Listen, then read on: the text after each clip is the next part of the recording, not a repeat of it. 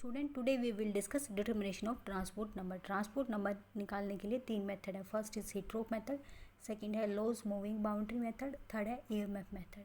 हमारे सिलेबस में Hittorf method है तो हम वही करेंगे।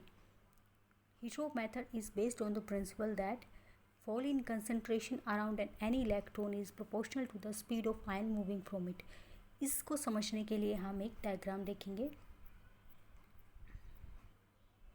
मान लो ये क्या है, एक कंटेनर है एक तरह से, उसमें हमने क्या कर दिया है, एक पर्टिकुलर इलेक्ट्रोलाइट को वाटर में डिजोल्व करके भर लिया है और इलेक्ट्रोड अप्लाई कर दिए। ये क्या है, इलेक्ट्रोड्स हैं ये।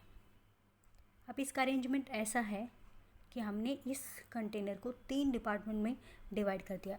एनोडिक डिपार्टमेंट जो एनोड के पास है, सेंट्रल कंपार्टमेंट जो बीच में है, कैथोडिक डिपार्टमेंट जो कैथोड के पास है। तो हमारे 3 डिपार्टमेंट हो गए, एनोडिक जो एनोड के पास है, कैथोडिक जो कैथोड के पास है, और सेंट्रल डिपार्टमेंट। तो हमने क्या किया इसमें, मान लो हमने 13 पेयर आयंस डाले हैं, 13 पेयर। 13 पेयर मतलब देखिए ये क्या है, 4।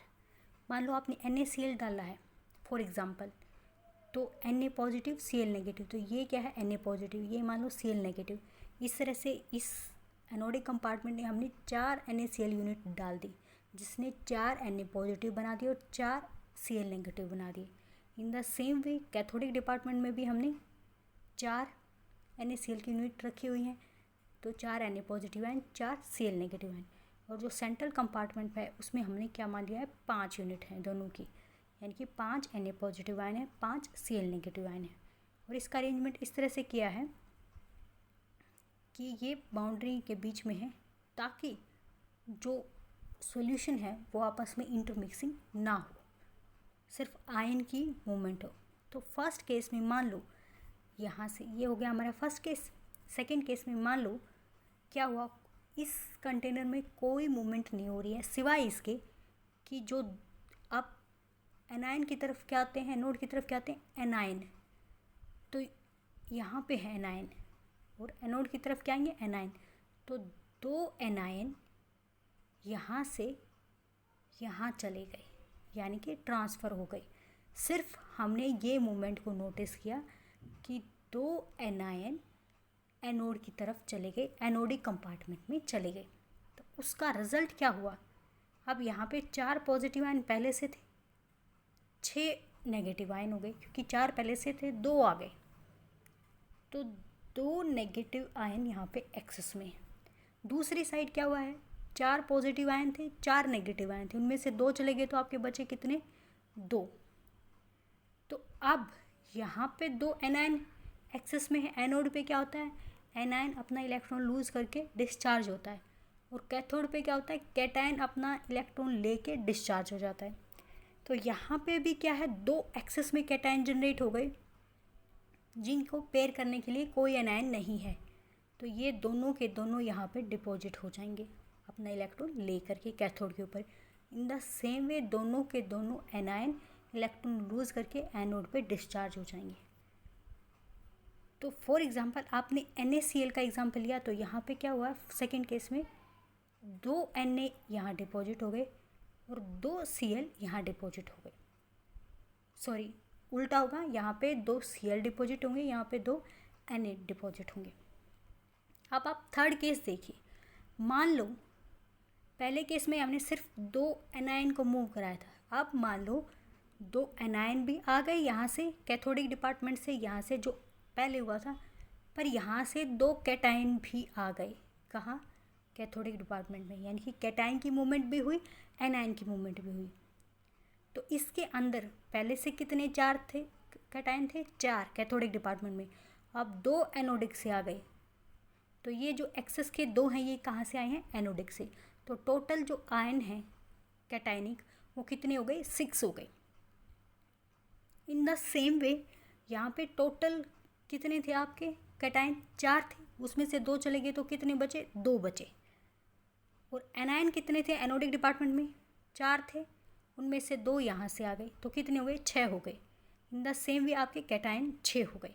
अब यहाँ सिचुएशन क्या जनरेट हुई है, यहाँ पे 4 कैटायन एक्सेस में है, जिसको न्यूट्रलाइज करने के लिए एनायन नहीं है, और यहाँ पे 4 कैटायन एनायन एक्सेस में है, जिनको न्यूट्रलाइज करने के लिए कैटायन नहीं है, तो ये चारों डिस्चार्ज होंगे। तो यहाँ पे क्या होगा, 4 Cl डिस्चार्ज होंगे, 4 Na डिस्चार्ज होंगे। वहाँ पे क्या होते हैं, 2 Na 2 Cl 2 Na। Third case में मान लो अब ये सिचुएशन था जब कैटायन और एनायन की स्पीड बिल्कुल सेम थी, यानी कि जिस स्पीड से कैटायन मूव कर रहा है उसी स्पीड से anion. For example third case में आप ये मान लो, ये वाले जो केस है कि कैटायन की स्पीड ज़्यादा है, क्योंकि कैटायन का जो एनायन है मान लो छोटा होता है, उसका साइज छोटा है, तो उसकी स्पीड ज़्यादा है एनायन के कंपैरिजन में। तो आपका कैटायन ज़्यादा स्पीड से मूव करता है और एनायन कम स्पीड से। तो मान लो 1 सेकेंड का टाइम है, तो कैटायन की स्पीड ज़्यादा है, तो हो सकता है 1 सेकेंड में यहाँ से 2 कैटायन पहुँच जाए यहाँ, और 1 सेकेंड में एनायन की स्पीड कम है, तो कैथोडिक डिपार्टमेंट से सिर्फ 1 एनायन पहुँच जाए यहाँ पे। तो उसका नेट रिजल्ट क्या होगा, यहाँ पे पहले क्या थे, 4 कैटायन थे, उसमें से 2 चले गए यहाँ, तो कैटायन का नंबर कैथोडिक डिपार्टमेंट में कितना हो गया, 6। और यहाँ पे एनायन पहले कितने थे, 4, यहाँ से सिर्फ 1 एनायन जा पाया क्योंकि उसकी स्पीड कम है। तो दोनों साइड हुआ क्या है कि यहाँ पे 3 कैटायन एक्सेस में है, यहाँ पे 3 एनायन एक्सेस में है। तो यहाँ पे डिपॉजिट कितना होगा, 3 Cl, यहाँ पे 3 Na। तो इसका अफेक्ट नहीं पड़ा कि एनायन और कैटायन की स्पीड कितनी है, जो वेट डिपॉजिट हुआ है ग्राम इक्विवेलेंट में वो सेम है। और वो किस पे डिपेंड करता है, fall in concentration of cation in anodic department, यानी कि एनोडिक डिपार्टमेंट से तो कैटायन जा रहे हैं, तो एनोडिक डिपार्टमेंट से कितने कैटायन गए उस पर डिपेंड करता है कि कितना वेट डिपॉजिट हुआ। तो एनोडिक डिपार्टमेंट से यहाँ से कैटायन मूव करेंगे away from anodic department. In the same way जो कैथोडिक डिपार्टमेंट है उससे कितने एनायन चले गए, यानी कि इसकी कंसंट्रेशन में कितना डिक्रीज आया, यहाँ पे कंसंट्रेशन में कितना डिक्रीज आया, वो क्या है डिसाइड करेगा कितना वेट आपका डिपॉजिट होगा। और वो किस पे डिपेंड करेगा, स्पीड पे डिपेंड करेगा कि स्पीड क्या है कैटायन और एनायन की। तो जो हीटरोफ मेथड है वो इसी प्रिंसिपल पे है।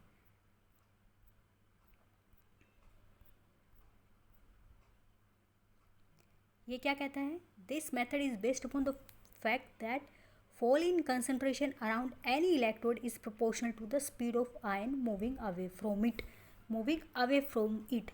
अगर एनोड की बात हो रही थी तो एनोड से क्या जा रहा था, एनोड से कैटायन जा रहा था दूर और कैथोड से एनायन दूर जा रहा था। तो अगर मैं कैथोड की बात करूँगी तो एनायन की स्पीड की बात होगी, अगर मैं एनोड की बात करूँगी तो कैटायन की स्पीड की बात होगी। तो आपको समझ में आ गया ये किस बात पे है। ये वो जो मैंने आपको डायग्राम कराया है ये सिलेबस में नहीं था, आपका बेसिक सिंपल सा हीटरोफ मेथड है, लेकिन आप अच्छे से समझ पाए इसलिए मैंने बता दिया। तो फिर क्या होगा, fall in concentration around cathode किस पे डिपेंड करेगा, स्पीड ऑफ एनायन पे। Fall in concentration around anode किस पे डिपेंड करेगा, स्पीड ऑफ कैटायन पे। और स्पीड ऑफ एनायन का क्या थी हमारी UA और कैटायन क्या थी UC। अब दोनों साइड 1 1 ऐड कर दो, 1 ऐड कर देंगे, 1 प्लस दिस 1 प्लस दिस। तो अब एलसीएम लेंगे तो ये क्या होगा, fall in concentration around anode plus fall in concentration around cathode upon fall in concentration around anode. In the same way ये क्या हो जाएगा, speed of anion plus speed of cation divided by speed of cation. अब in equation को अगर मैं inverse कर दूँ तो ये क्या हो जाएगा, ट्रांसपोर्ट नंबर ऑफ कैटायन, जो हमने पिछले लेक्चर में किया है। तो ये क्या हो जाएगा आपका बेटा, ट्रांसपोर्ट नंबर ऑफ कैटायन। और उसको एक्सपेरिमेंटली कैसे बोल सकते हैं, fall in concentration around anode divided by total fall in concentration around both the electrode, वो क्या होगा, ट्रांसपोर्ट नंबर ऑफ कैटायन। आप इस कंसंट्रेशन को अगर आप ग्राम इक्विवेलेंट वेट की फॉर्म में बोलेंगे तो क्या कहेंगे, number of gram equivalent lost from anodic department divided by number of gram equivalent lost from both the compartment. ये किसका होगा, कैटायन का। तो आपको याद रखना है कैटायन का जब आप ट्रांसपोर्ट नंबर एक्सप्रेस करो कंसंट्रेशन के टर्म में तो ऊपर आएगा एनोडिक डिपार्टमेंट। और जो ये number of gram equivalent lost from both the compartment ये डिपेंड करता है हमें कब वो देखेंगे एक्सपेरिमेंटल सेटअप। उस सेटअप में जो टोटल वेट डिपॉजिट होगा वोल्टामीटर में, वो देगा number of gram equivalent lost from both the compartments. तो ये हमारा फॉर्मूला क्या हो जाएगा, transport number of cation is equal to number of gram equivalent lost from anodic compartment divided by number of gram equivalent deposit in voltameter. फिर एक बार आपको cation का पता चल गया तो 1 में से सब्ट्रैक्ट करके आप एनायन का कैलकुलेट कर सकते हैं। अब इसके लिए अपरेटस क्या है बेटा, बिल्कुल वैसा ही अपरेटस बनाना हमें, ताकि जो एनोडिक डिपार्टमेंट है, कैथोडिक डिपार्टमेंट है और सेंट्रल डिपार्टमेंट है वो आपस में इंटरमिक्स ना हो। ऐसा सेटअप हमें बनाना है। तो ऐसा सेटअप कैसे बनेगा, इस तरह का सेटअप होगा। उसमें क्या है, ये एक आपने स्ट्रेट बल्ब ले लिया है, इसमें आपने इलेक्ट्रोड डाल दिया और एक सेंटर में क्या है, U shape tube. U shape tube क्या है, सेंट्रल कंपार्टमेंट का काम करती है। और ये किसका काम करेगा, एनोडिक कंपार्टमेंट का, ये कैथोडिक कंपार्टमेंट का और ये सेंट्रल कंपार्टमेंट का। और इनके बीच में नीचे यहाँ पे स्टॉप कोक लगे हैं ताकि सॉल्यूशन डिसाइड हो सके कि भरा जा सके, निकाला जा सके। अब जो सेंट्रल कंपार्टमेंट है उसके ऊपर भी स्टॉप कोक लगे हुए हैं ताकि इंटरमिक्सिंग ना हो, हम कंट्रोल कर सकें मिक्सिंग को। और इनके अंदर क्या है, ये इलेक्ट्रोड, मान लो ये इलेक्ट्रोड क्या है, प्लेटिनम का इलेक्ट्रोड है। मेटालिक इलेक्ट्रोड की ज़रूरत पड़ती है। प्लेटिनम का बेनिफिट क्या है कि वो रिएक्ट नहीं करता सॉल्यूशन के साथ, वो इनहेरेंट होता है। फिर ये रजिस्टर, मिलीमीटर और ये क्या है, वोल्टामीटर और कोल्वोमीटर। इसमें जो टोटल वेट डिपॉजिट होगा, ये जो सर्किट में जो भी करंट बहेगा वो आपको क्या बता देगा, number of gram equivalent lost from both the compartments, उसकी वैल्यू दे देगा हमें। तो प्रोसीजर क्या है बेटा इसके लिए, पहले अब देखो इसमें हम क्या करेंगे, सिल्वर नाइट्रेट को फिल कर लेंगे। ये क्या हमारा सिल्वर नाइट्रेट इलेक्ट्रोलाइट, इसका सॉल्यूशन बनाया है। ठीक है, तो आयंस कौन कौन से बनेंगे, Ag पॉजिटिव और नाइट्रेट आयन फॉर एग्जांपल, ये दो बनेंगे अगर हमने इलेक्ट्रोलाइट ले लिया है सिल्वर नाइट्रेट। अब हम क्या करेंगे, इसमें हमने क्या किया, AgNO3 का एक सॉल्यूशन बना लिया, ठीक है, और उसको टाइट्रेट कर लिया किसी के अगेंस्ट, ताकि हमें AgNO3 का एग्जैक्ट अमाउंट पता चल जाए कि उसकी कंसंट्रेशन क्या है। ठीक है, यानी कि इलेक्ट्रोलिसिस से पहले। फिर हमने इलेक्ट्रिसिटी पास करा दी, इलेक्ट्रोलिसिस करा दिया, फिर दोबारा से यहाँ से हमने सॉल्यूशन निकाला, फिर से उसको टाइट्रेट किया और फिर हमने देखा कि कंसंट्रेशन में कितना डिक्रीज़ आया है डिस्चार्ज होने की वजह से। उस वेट के डिफरेंस पे हम ट्रांसपोर्ट नंबर कैलकुलेट करेंगे।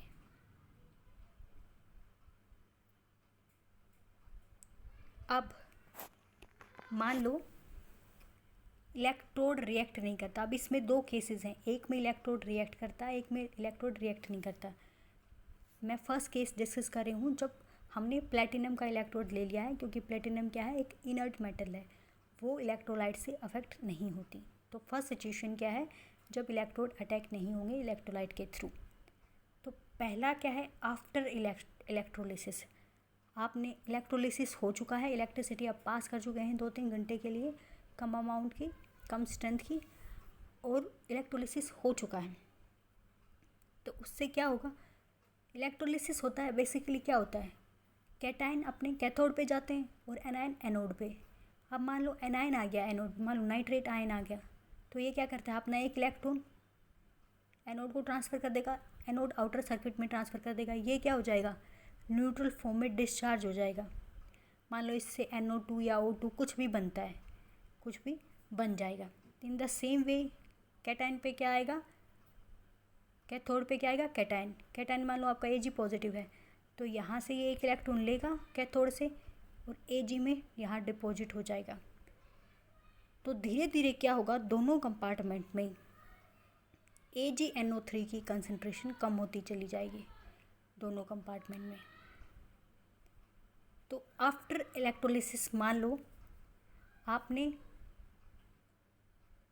वेट ले लिया, टाइट्रेट करने के बाद पता किया कि W1 ग्राम वेट है, ठीक है, टोटल सॉल्यूशन का W1 ग्राम वेट है। फिर आपने टाइट्रेट करके पता किया कि AgNO3 उसमें क्या है, W2 ग्राम है, तो वाटर कितना हो जाएगा उसमें, W1 माइनस W2, यानी कि आपने सॉल्यूशन लिया, उसका वे कर लिया, फिर आपने उसको टाइट्रेट किया, टाइट्रेट करने से आपको AgNO3 की, तो आपने क्या किया है, W1 ग्राम वेट ले लिया है सॉल्यूशन का, फिर उसको टाइट्रेट किया है, टाइट्रेट करने से आपको क्या पता चला है कि AgNO3 उसमें कितना है। मान लो आपको पता चल गया वो W2 ग्राम है, तो वेट वाटर का कितना हो जाएगा, टोटल में से AgNO3 का निकाल देंगे वेट, तो वो क्या हो जाएगा, वाटर का वेट हो जाएगा। तो ये कितना आएगा, W1 माइनस W2 ग्राम। अब W1 माइनस W2 ग्राम H2 है, वो कितना AgNO3 है उसमें इलेक्ट्रोलिसिस के बाद W2। फॉर एग्ज़ाम्पल आपका 20 ग्राम है टोटल सॉल्यूशन, उसमें से आपने पता लगा लिया कि 4 ग्राम उसमें AgNO3 बचा हुआ है फ़िलहाल, तो वाटर कितना हुआ, 20 माइनस 4 दैट इज़ 16 ग्राम। ये कम है, 16 ग्राम बचा हुआ इसमें। तो यहाँ से हम क्या करेंगे, AgNO3 W2 ग्राम है, हमें क्या यूज़ करेंगे, ग्राम इक्विवेलेंट, हमारी डेफिनेशन में ग्राम इक्विवेलेंट थे, तो हम AgNO3 के वेट से इसको डिवाइड कर देंगे, W2 बाई 170, AgNO3 का वेट होता है 170। यहाँ से इसकी वैल्यू क्या आ जाएगी, x ग्राम इक्विवेलेंट, यानी कि AgNO3 इलेक्ट्रोलिसिस के बाद कितना बचा हुआ है, x ग्राम इक्विवेलेंट, यानी कि W1 minus W2 gram of H2O contain x gram equivalent of Ag। अब हम बात कर रहे थे इलेक्ट्रोलिसिस से पहले। इलेक्ट्रोलिसिस से पहले मान लो सोल्यूशन का वेट है W3, ठीक है, और टाइट्रेट करके आपने पता कर लिया है उसमें W4 ग्राम ऑफ AgNO3 है, तो वाटर कितना हो जाएगा, W3 माइनस W4। तो अब इसका मतलब क्या है, W3 माइनस W4 ग्राम H2O में से, H2O में कितना ग्राम AgNO3 है, W4 ग्राम। तो यहाँ से ग्राम इक्विवेलेंट कितने निकलेंगे, W4 divided by W3 minus W4 into W1 minus W2। अब वाटर का वेट तो इतना ही रहना है, मान लो 16 ग्राम है तो 16 ग्राम ही रहना है वाटर का वेट, क्योंकि वाटर का तो कोई चेंज नहीं आया, जो इलेक्ट्रोलाइट के आयन थे उनमें चेंज आया है। तो ये जो डिफरेंस है, बस इसमें पहले AgNO3 ज़्यादा था, इलेक्ट्रोलिसिस से पहले AgNO3 ज़्यादा था। फॉर एग्जांपल ये क्या होगा, हो सकता है टोटल वेट ये हो 8 ग्राम AgNO3 और वाटर क्या है 16 ग्राम, तो टोटल वेट कितना हो गया 24 ग्राम। 24 माइनस 8 कितना हो जाएगा 16, उसमें भी क्या था 20 माइनस 4 16 था, इसमें 24 माइनस 8 क्या है 16, यानी कि वाटर का कंटेंट सेम रहने वाला है। तो ये W3 माइनस W4 और W1 माइनस W2 सेम चीज़ है, ये कैंसिल आउट हो जाएंगे। ग्राम इक्विवेलेंट निकालेंगे तो अगेन W4 को AgNO3 के वेट से डिवाइड कर देंगे, तो कितने बनेंगे ये W by 170 Y gram equivalent, ये ज़्यादा है Y ग्राम इक्विवेलेंट। शुरू में AgNO3 ज़्यादा है, इलेक्ट्रोलिसिस के बाद AgNO3 का अमाउंट कम हो जाएगा, लेकिन कितना कम हुआ है वो हमें यहाँ से पता चल जाएगा, Y माइनस एक्स कर देंगे, यानी कि एनोडिक कंपार्टमेंट में Ag पॉजिटिव की कंसनट्रेशन कितनी कम हुई है, वो क्या होगी Y माइनस एक्स। और जो हमने सेटअप में यहाँ पे कोलोमोमीटर लगाया है उससे हमें ये पता चल जाता है कि दोनों कंपार्टमेंट में कितना वेट कम हुआ है, तो हम यहाँ से कैलकुलेट कर लेंगे आपका टोटल लॉस इन वेट। तो हमारा क्या आ जाएगा, ये मान लो ये टोटल जो कोलोमोमीटर में वेट डिपॉजिट हुआ है वो कैपिटल W है, लेकिन हम वहाँ पे सिल्वर डिपॉजिट हुआ है तो हम डिवाइड करेंगे सिल्वर के वेट से, और वो होता है 108, ये 8 होगा बेटा यहाँ पे। ये बात ध्यान रखनी है, जहाँ पे AgNO3 का यूज़ है वहाँ पे आप AgNO3 का वेट यूज़ करेंगे। जहाँ पे बात Ag की हो रही है, कोलोमोमीटर में Ag की बात हो रही है, तो आप Ag का ग्राम इक्विवेलेंट वेट यूज़ करेंगे, दैट इज़ 108। तो ये क्या आ जाएगा Z ग्राम इक्विवेलेंट।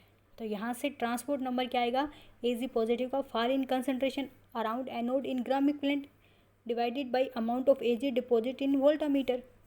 और कितनी कंसनट्रेशन में कमी आई है Ag पॉजिटिव Ag की, y minus x divided by z। फिर यही प्रोसेस हमें नाइट्रेट आयन के लिए रिपीट करने की ज़रूरत नहीं है, क्योंकि उसको हम कैसे कैलकुलेट कर लेंगे, 1 minus transport number of Ag positive. अब वो सिचुएशन कब थी, जब आपका इलेक्ट्रोड क्या है, अटैकेबल नहीं है। यहाँ पे इलेक्ट्रोड अटैकेबल है। फॉर एग्जांपल आपने इलेक्ट्रोड सिल्वर का ही लगा दिया, ये जो रोड है ये सिल्वर की है, तो जो नाइट्रेट आयन आएगा यहाँ पे डिस्चार्ज होने, तो उसका इलेक्ट्रोड का काम क्या था, इलेक्ट्रॉन लेके आउटर सर्किट में भेज देना था। अब ये Ag का है तो ये नाइट्रेट आयन Ag से रिएक्ट कर जाएगा और क्या बन जाएगा, AgNO3, यानी कि सॉल्यूशन में इलेक्ट्रोलाइट और बढ़ जाएगा जितना था। अगर कैटायन एनोडिक डिपार्टमेंट से माइग्रेट नहीं कर रहे हैं, सिर्फ एनायन उसकी तरफ आ रहे हैं, तो मान लो पहले 4 ग्राम AgNO3 था, तो वो बढ़ जाएगा, Ag की जो इलेक्ट्रोड की जो रोड है वो डिज़ोल्व होके सॉल्यूशन में आ जाएगी, तो मान लो 6 ग्राम होगा ये।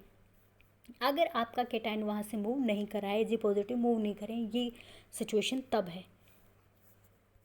तो हम क्या करते हैं, मान लो जो नाइट्रेट आयन आ रहा है वो सिल्वर एनोड को अटैक कर रहा है। सिल्वर जो एनोड बनाया है आपने सिल्वर का लिया है, नाइट्रेट आयन उसको अटैक कर रहा है, इलेक्ट्रोलाइट ज़्यादा जनरेट हो रहा है, ज़्यादा कंसंट्रेशन बन रही है। तो कंसंट्रेशन में इंक्रीज़ कितना होगा, मान लो आपने क्या किया, इलेक्ट्रोलिसिस के बाद सॉल्यूशन ले लिया और उसको टाइट्रेट करके देखा, तो उसका वेट मान लो 6 ग्राम आ गया, और आपने इलेक्ट्रोलिसिस से पहले AgNO3 का वेट कैलकुलेट किया, वो कितना था, 4 ग्राम था। तो कंसंट्रेशन में इंक्रीज़ कितना आया, x minus Y, that is 6 minus 4, ये आ जाएगा इंक्रीज़ इन कंसंट्रेशन। डिक्रीज़ नहीं हुई है कंसंट्रेशन, इंक्रीज़ हुई है। लेकिन ये सिचुएशन कब है, जब कोई भी कैटायन माइग्रेट नहीं हो रहा है एनोडिक डिपार्टमेंट से। अगर फॉर एग्जांपल इलेक्ट्रोलिसिस के बाद 6 ग्राम है, इलेक्ट्रोलिसिस से पहले 4 ग्राम है, लेकिन 1 ग्राम Ag पॉजिटिव चला गया है एनोडिक से कैथोडिक की तरफ, मतलब 1 ग्राम चला गया, तो टोटल कितना बचा हुआ है, 5। तो इंक्रीज़, नेट इंक्रीज़ कितने का हुआ है, 1 का, यानी कि 6 माइनस 4 माइनस 5, ये टोटल इंक्रीज़ हो जाएगा।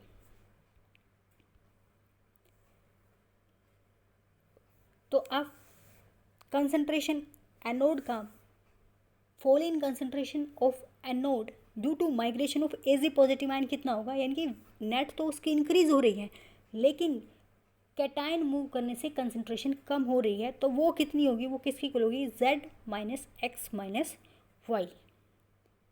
फिर हम फिर से ट्रांसपोर्ट नंबर निकाल लेंगे Ag पॉजिटिव का, कैसे, Z minus X minus Y divided by Z, और फिर हम नाइट्रेट का।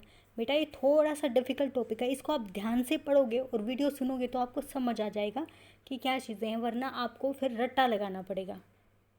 इनफ फॉर टुडे बेटा, थैंक यू।